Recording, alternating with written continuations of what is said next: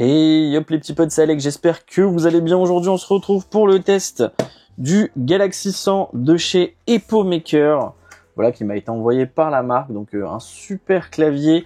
Alors il a vraiment morflé pendant les livraisons, il était dans un sac plastique entouré de papier bulle. La personne qui a livré a essayé de le mettre dans la boîte aux lettres, franchement c'était bizarre. Mais bon, qu'est-ce que vous voulez que je vous dise?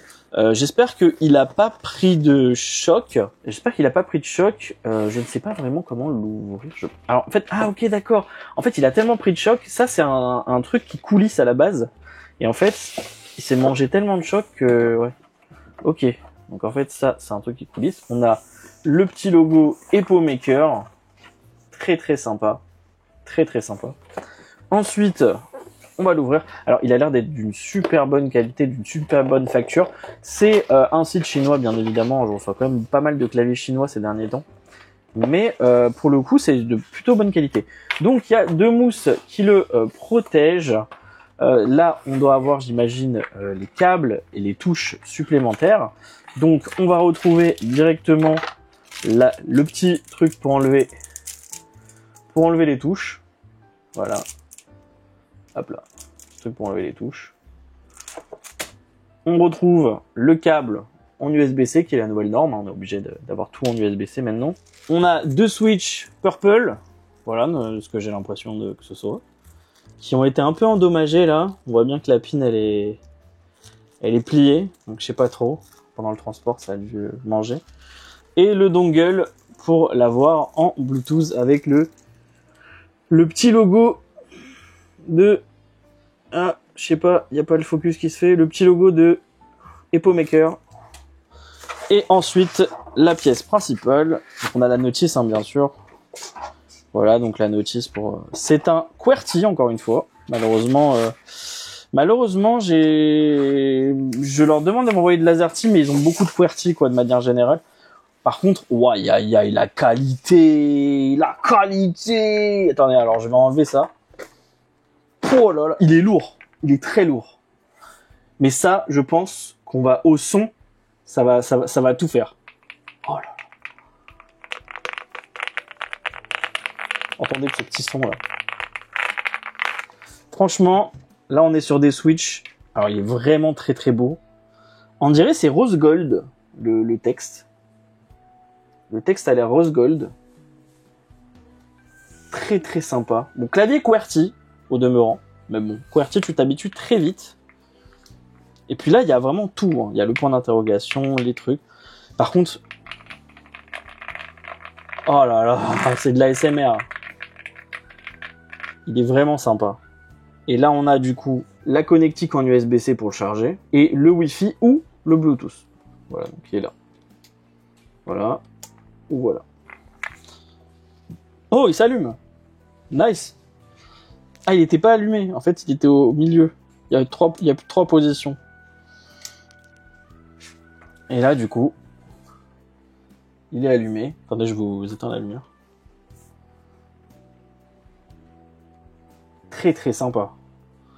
Je sens que ça va être mon chouchou celui-là. Et il pèse vraiment son poids. Hein. Il est vraiment lourd. Hein. Il est vraiment lourd. Il est vraiment vraiment lourd. C'est trop trop bien. Incroyable. Et franchement le son.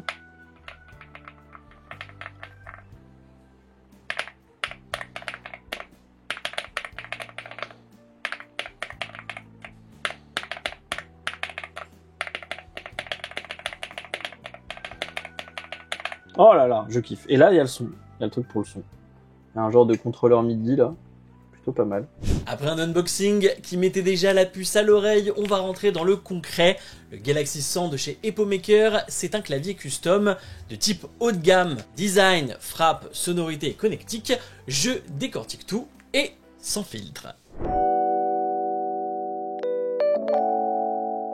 Déjà reparlons de la construction. Ce clavier, il est fait en aluminium CNC. CNC, ça veut dire usiné par machine numérique. Donc c'est ultra précis, robuste. Et crois-moi, avec ces 2 kilos, t'es pas sur un clavier à emporter dans ton sac. Déjà, je le trouve assez lourd. Le layout, il est de type 1800 compact, ça veut dire que tu as toutes les touches d'un clavier complet, y compris du coup le petit pavé numérique qu'on retrouve ici, mais on l'a dans un format plus serré, donc on gagne de la place sans perdre en fonctionnalité. Au niveau de la molette, qui est juste ici, on va pouvoir régler le volume à la volée pratique, surtout en gaming ou en montage. Je ne l'ai pas encore utilisé en montage, mais en vrai c'est pas mal, le petit contrôle MIDI, vraiment, c'est super. Côté sensation de frappe, là on entre dans le cœur du sujet. Le Galaxy 100 il utilise un montage gasket, ça veut dire que les plaques internes elles reposent sur des joints souples, résultat la frappe elle est douce et elle est moins rigide, donc le son il est feutré. C'est pour ça que j'utilise depuis déjà 3 mois. À ça on ajoute 5 couches de mousse Poron, XPE, etc. Des trucs un peu relous, et ça absorbe les vibrations et les bruits parasites pour un son plus clean et plus grave. Les switches, ici c'est des Faker Marble White, ils sont linéaires. Linéaire ça veut dire que la touche elle descend sans résistance, sans clic, sans bosse. Résultat, c'est fluide, silencieux et ça glisse sous les doigts. En plus, ils sont pré-lubrifiés, donc le lubrifiant il permet d'éviter les frottements et les grincements. Et clairement, c'est un des claviers les plus smooth que j'ai eu de toute ma vie. Le Galaxy 100, il est tri-mode, ça veut dire 3 façons de le connecter. On a l'USB-C pour la connexion filaire, le Bluetooth 5.0 pour le sans fil sur le téléphone, la tablette ou un Mac, et on a en 2,4 GHz avec un dongle USB qui offre une connexion ultra stable et rapide, idéal pour le gaming, c'est ça que j'utilise. Côté autonomie, on est sur une batterie de 8000 mAh, c'est énorme pour un clavier. En usage Bluetooth sans RGB, tu peux tenir jusqu'à 500 heures sans recharge. Sur les 3 mois, j'ai dû le recharger 2 fois. Via le dongle, on a un polling rate de 1000 Hz. En gros, le clavier, il envoie des infos à l'ordinateur 1000 fois par seconde. C'est ce que les pros recherchent pour réduire la latence. Les touches, ils sont en PBT, c'est un plastique très résistant qui ne brille pas avec le temps, contrairement à l'ABS. Le profil des touches, il est soit MDA plus arrondi, soit Cherry en plus bas et ergonomique, selon la version que tu choisis. Moi, je suis sur une version Cherry. Le rétroéclairage est RGB sud-facing. Sud-facing, ça veut dire que la LED est placée en bas du switch pour mieux éclairer le devant de la touche. Mais comme les keycaps ils sont pleins, la lumière traverse peu. C'est plus esthétique qu'utilitaire. Le clavier, il est compatible QMK et VIA. QMK, c'est un firmware open source ultra personnalisable et VIA, c'est une interface qui te permet de reprogrammer chaque touche directement depuis ton ordi. Tu peux changer les fonctions, créer des macros ou même modifier le comportement de la molette. C'est vraiment pas mal si vous avez envie de pousser la personnalisation au max. Le seul hic, c'est que la molette, elle est pas toujours bien reconnue dans VIA. Il faut parfois bidouiller un peu, donc n'hésitez pas à aller chercher les informations sur internet. En tout cas, pour moins de 120 €, on a un clavier solide, ça c'est sûr, on peut tuer quelqu'un avec, agréable, complet et très bien pensé. Que tu sois gamer, créateur de contenu ou simple amateur de beaux objets, le Galaxy 100, c'est un excellent choix.